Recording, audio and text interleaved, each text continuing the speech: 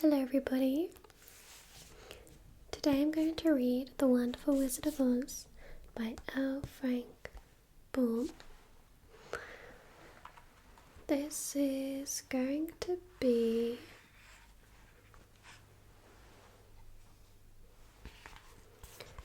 Chapter 15, The Discovery of Oz the Terrible.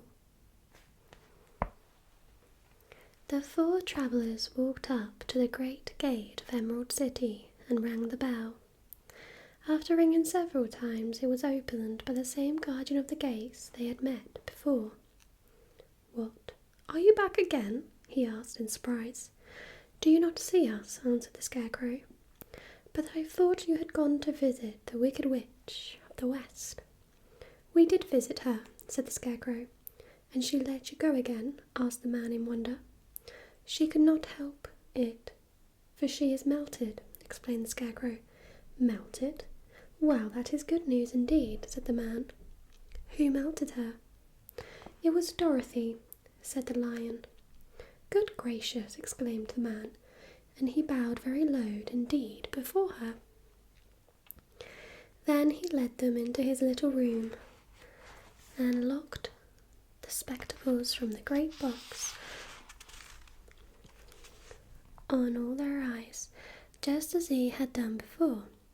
Afterward they passed on through the gate into the Emerald City.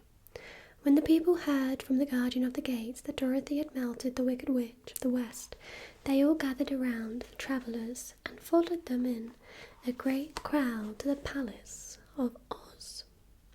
The soldier with the green whiskers was still on guard before the door, but he let them in at once, and they were again met by the beautiful green girl, who showed each of them to their old rooms at once, so they might rest until the great Oz was ready to receive them. The soldier had the news carried straight to Oz that Dorothy and the other travellers had come back again after destroying the Wicked Witch, but Oz made no reply. They thought the great wizard would send for them at once, but he did not. They had no word from him the next day, nor the next. The waiting was tiresome and wearying, and at last they grew vexed that Oz should treat them in so poor a fashion after sending them to undergo hardships and slavery. So the Scarecrow at last asked the green girl to take another message to Oz, saying if he did not let them in to see him at once, they would call the winged monkeys to help them and find out whether he kept his promises or not. When the wizard was given this message, he was so frightened that he sent word for them to come to the throne room at 4 minutes after 9 o'clock the next morning. He had once met the winged monkeys in the land of the West, and he did not wish to meet them again. The four travellers passed the sleepless night, each thinking of the gift Oz had promised to bestow on him. Dorothy fell asleep only once, and then she dreamed she was in Kansas, where Aunt Em was telling her how glad she was to have a little girl at home again. Promptly at 9 o'clock the next morning, the green-whiskered soldier came to them, and 4 minutes later they all went into the throne room of the Great Oz. Of course, each one of them expected to see the wizard in the shape he had taken before. All were greatly surprised when they looked about and saw no one at all in the room. They kept close to the door and closer to one another, for the stillness of the empty room was more dreadful than any of the forms they had ever seen Oz take. Presently they heard a solemn voice that seemed to come from somewhere near the top of the great dome, and it said, "I am Oz, the great and terrible. Why do ye seek me?" They looked again in every part of the room, and then seeing no one, Dorothy asked, "Where are you?" "I am everywhere," answered the voice, "but to the eyes of common mortals I am invisible. I will now seat myself upon my throne that you may converse with me." Indeed, the voice seemed just then to come straight from the throne itself, so they walked towards it and stood in a row, while Dorothy said, "We have come to claim our promise. "Oh, Oz." "What promise?" asked Oz. "You promised to send me back to Kansas when the Wicked Witch was destroyed," said the girl. "And you promised to give me brains," said the Scarecrow. "And you promised to give me a heart," said the Tin Woodman. "And you promised to give me courage," said the Cowardly Lion. "Is the Wicked Witch really destroyed?" asked the voice, and Dorothy thought it trembled a little. "Yes," she answered. "I melted her with a bucket of water." "Dear me," said the voice, "how sudden. Well, come to me tomorrow, for I must have time to think it over." "You've had plenty of time already," said the Tin Woodman angrily. "We shan't wait a day longer," said the Scarecrow. "You must keep your promises to us," exclaimed Dorothy. The Lion thought it might be as well to frighten the Wizard, so he gave a large, loud roar, which was so fierce and dreadful that Toto jumped away from him in alarm and tipped over the screen that stood in a corner. As it fell with a crash, they looked that way, and a moment later all of them were filled with wonder, for they saw standing in just the spot the screen had hidden a little old man with a bald head and a wrinkled face, who seemed to be as much surprised as they were. The Tin Woodman, raising his axe, rushed towards the little man and cried out, "Who are you?" "I am Oz, the Great and Terrible," said the little man in a trembling voice. "But don't strike me, please don't, and I'll do anything you want me to." Our friends looked at him in surprise and dismay. "I thought Oz was a great head," said Dorothy.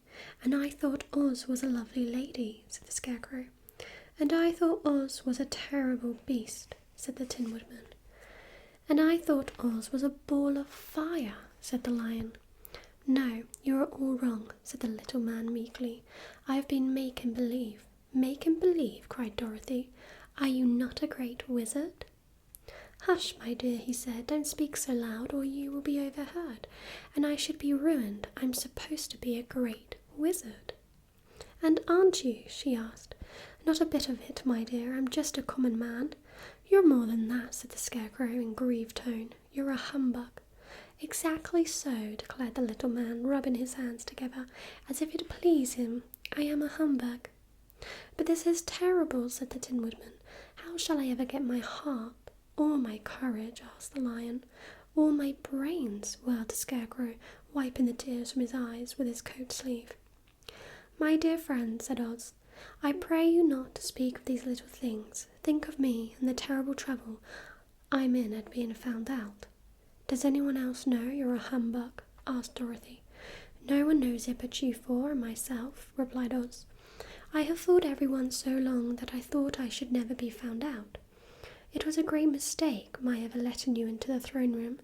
Usually I will not see even my subjects, and so they believe I am something terrible." "But I don't understand," said Dorothy. "How was it that you appeared to me as a great head?" "That was one of my tricks," answered Oz. "Step this way, please, and I will tell you all about it." He led the way to a small chamber in the rear of the throne room, and they all followed him. He pointed to one corner, in which lay the great head, made out of many thickness of paper, and with a carefully painted face. "This I hung from the ceiling by a wire," said Oz. "I stood behind the screen and pulled a thread to make the eyes move and the mouth open." "But how about the voice?" "Oh, I am a ventriloquist," said the little man. "I can throw the sound of my voice wherever I wish, so that you thought it was coming out of the head. Here are the other things I used to deceive you." He showed the Scarecrow the dress and the mask he had worn when he seemed to be the lovely lady, and the Tin Woodman saw that his terrible beast was nothing but a lot of skin sewn together with slats to keep their sides out.